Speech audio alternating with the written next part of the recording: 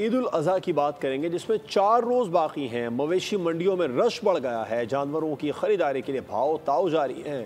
मवेशी मंडी में तगड़े और खूबसूरत जानवर तवज्जो का मरकज़ बने हुए हैं।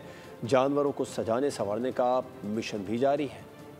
ईद उल अज़हा सर पर आ गई, वक्त कम और मुकाबला सख्त। मवेशी मंडी में खरीदारों का रश, व्यापारियों से भाव ताव जारी। कराची में मलीर की मवेशी मंडी में खरीदार को जानवर समझ आ गया, सौदा भी हो गया, लेकिन दांत पूरे न होने पर खरीदार ने जानवर लेने से इनकार कर दिया। एक दांत है, 2 दांत पे सौदा हुआ है। अच्छा, प्राइस फाइनल कर दिया आपने? 2 कर दिए हैं, लेकिन दांतों पे फर्क आ गया ना। फैसलाबाद की मवेशी मंडी में एक से बढ़कर एक जानवर मौजूद, लेकिन लोगों की नजरें भोलू और भालू पर जमी हैं। लोग तगड़े और खूबसूरत बैलों के साथ सेल्फियां बना रहे हैं। भोलू की कीमत 1.5 करोड़ तो भालू की 1.25 करोड़ रुपए है। इसकी 1 करोड़ 25 लाख, 1.25 करोड़, 1.5 करोड़।